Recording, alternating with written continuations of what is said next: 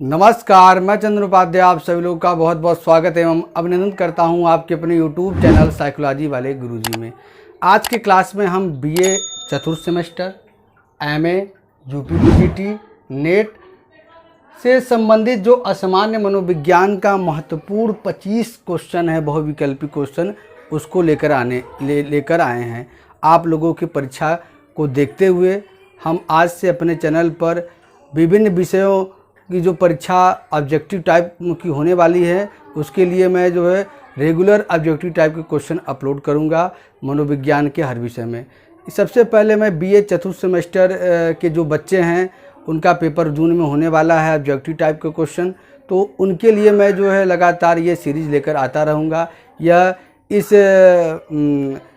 इसका पहला पार्ट है। असामान्य मनोविज्ञान के जो MCQ की सीरीज़ मैंने स्टार्ट किया उसका पहला पार्ट है। आगे भी कई पार्ट आएंगे और ये पार्ट तब तक आ जाएंगे जब तक कि आपके परीक्षा में जो क्वेश्चन पूछने वाले हैं उसमें से 90% से अधिक क्वेश्चन हम जो है कवर नहीं कर लेते हैं। तो आप लोग वीडियो को एकदम लास्ट तक देखिएगा, वीडियो में लास्ट तक बने रहिएगा और अपने उन मित्रों के साथ शेयर करिए वीडियो को जिनके पेपर जून में होने वाला है। तो चलिए शुरू करते हैं और देखते हैं कि असामान्य मनोविज्ञान से जुड़े महत्वपूर्ण 25 MCQ क्या है। देखिए, शुरू से मैंने शुरू किया है, ध्यान से देखते जाइए, आपको समझ में आता जाएगा। देखिए, पहला क्वेश्चन में लिया है असामान्य मनोविज्ञान अध्ययन है, ठीक है। यानी कि असामान्य मनोविज्ञान में किसका अध्ययन किया जाता है? व्यवहार का अध्ययन, चिंता का अध्ययन, विकृतियों का अध्ययन या मानसिक विकृतियों का अध्ययन, ठीक है। तो असामान्य मनोविज्ञान में किसका अध्ययन किया जाता है? मानसिक विकृतियों के। जैसे पेपर में पूछा जाता है क्वेश्चन, उसी हिसाब से मैंने आपके लिए इसका जो पैटर्न है डिजाइन किया है, जिससे आपको समझने में सुविधा हो, ठीक है। तो असामान्य मनोविज्ञान में क्या किया जाता है? अध्ययन मानसिक विकृतियों का। असामान्य व्यवहार क्या है? तो असामान्य व्यवहार तनाव है, कुसमायोजी व्यवहार है, या चिंता है, या प्रतिबल है। तो असामान्य व्यवहार कुसमायोजी व्यवहार को हम असामान्य व्यवहार कहते हैं, ठीक है। अगला है मानसिक विकृतियां अनुवांशिक कलंक है। तो ये सत्य है या असत्य है? कभी कभी ऐसे भी क्वेश्चन आपके एग्जाम में देखने को मिलते हैं। तो देखिए, मानसिक विकृतियां अनुवांशिक कलंक हैं, तो ये क्वेश्चन कथन क्या हो जाएगा? सत्य है। चौथा है असामान्य एवं नैदानिक मनोविज्ञान परस्पर संबंधित हैं। असामान्य मनोविज्ञान एवं नैदानिक मनोविज्ञान एक दूसरे से जुड़े हुए हैं। क्या ये कथन सत्य है या असत्य? तो ये कथन सत्य है, ठीक है। ये दोनों क्या है? एक दूसरे से बिल्कुल जुड़े हुए हैं। अगला क्वेश्चन देखते हैं, वैज्ञानिक प्रक्रिया प्रारंभ होती है। साइंटिफिक प्रोड्यूसर स्टार्ट कब किससे होता है? A प्रयोग से, B मापन से, C प्रेक्षण से। तो इसका सही क्वेश्चन हो जाएगा आंसर प्रेक्षण से वैज्ञानिक प्रक्रिया प्रारंभ होती है। अगला, दो कारकों में संबंध मापने वाली विधि कौन सी कही जाती है?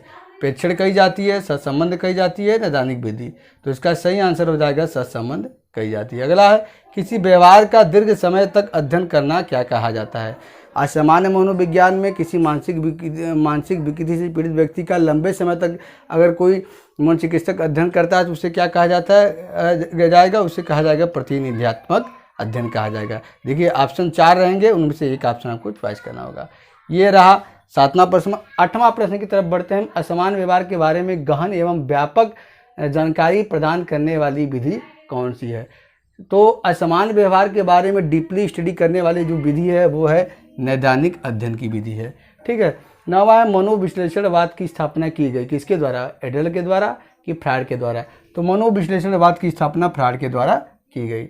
समान बुद्धि लब्धि का प्रसार कितना है? तो वो एक सामान्य व्यक्ति में बुद्धि लब्धि का सामान्य प्रसार होता है 90 से 109 के बीच में।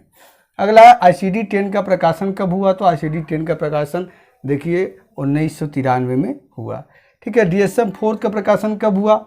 4 ऑप्शन रहेंगे, आपको सही ऑप्शन टिक करना है। तो DSM-4 का प्रकाशन 1980 में हुआ। DSM का प्रकाशन अमेरिकन मनोवैज्ञानिक संघ द्वारा किया गया, यह कथन सत्य या असत्य है?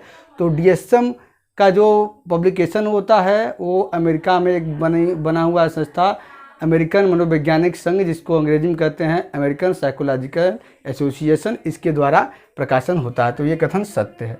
अगला, मनोविद्यलता शब्द का प्रयोग सर्वप्रथम किसने किया? क्रेपलिन ने किया, फ्रायड ने किया या ब्यूलर ने किया? तो सही आंसर हो जाएगा ब्यूलर ने किया।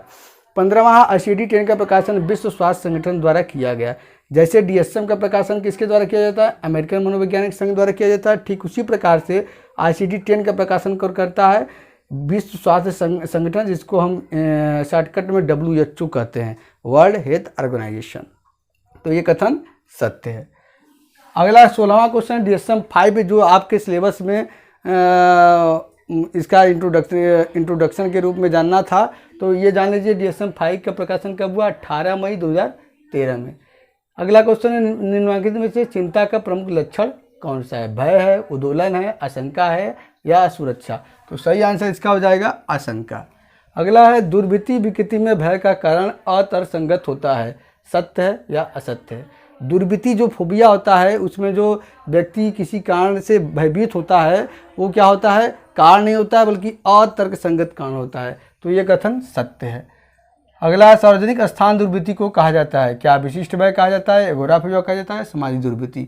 तो इसे एगोराफोबिया कहा जाता है। 20वां है चिंता विकृति अंतः मानसिक घटनाओं का परिणाम है, इसे कौन कहता है, ये मानने वाले कौन है, तो ये मानने वाले मनोविश्लेषणवादी हैं। क्रमबद्ध असंवेदीकरण का प्रयोग होता है, किसमें होता है, भय न्यूनीकरण में। अगला है स्फूर्ति प्रदर्शन कैसी चिकित्सा है, तो मनोविश्लेषणात्मक है कि संज्ञानात्मक है कि जैविक है, तो क्या है, जैविक चिकित्सा है। मॉडलिंग के साथ किसका नाम अधिक जुड़ा है, वाटसन का जुड़ा हुआ है, बेंडूरा का या स्किनर का या मावरर का। तो सही आंसर हो जाएगा बेंडूरा। मॉडलिंग के साथ बेंडूरा का नाम अधिक जुड़ा हुआ है। चिंता के उपचार में विशिष्ट आत्मनियंत्रण तकनीक को कहा जाता है, स्फूर्ति प्रदर्शन, अनुकरण, शीतलीकरण या विचार ठहराव। तो इसका सही आंसर हो जाएगा विचार ठहराव। 25वां है और लास्ट क्वेश्चन है, यदि चिंता दीर्घकालिक अति तीव्र और कारण अस्पष्ट है तो उसे क्या कहते हैं, उसे कहते हैं हम सामान्यीकृत चिंता विकृति, जिसे हम GAD कहते हैं।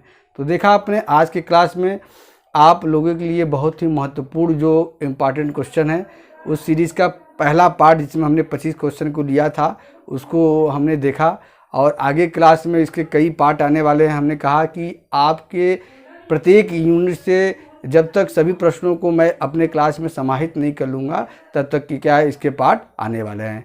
BA 4th सेमेस्टर असामान्य मनोविज्ञान का MCQ क्वेश्चन जब बन जाएगा तो PG वाले बच्चों का भी पेपर होने वाला है जून में, तो उनके लिए भी सीरीज़ स्टार्ट की जाएगी। ये सीरीज़ क्या है, आपके BA MA वाले बच्चों के लिए महत्वपूर्ण तो है ही, साथ ही साथ नेट का एग्ज़ाम जून में होने वाला है, तो उससे लिए भी बहुत ही महत्वपूर्ण रोल अदा करता है। तो आज की क्लास में इतना ही, मिलते हैं हम अपने अगले क्लास में किसी अन्य टॉपिक के साथ। तब तक के लिए आप सभी का बहुत बहुत धन्यवाद।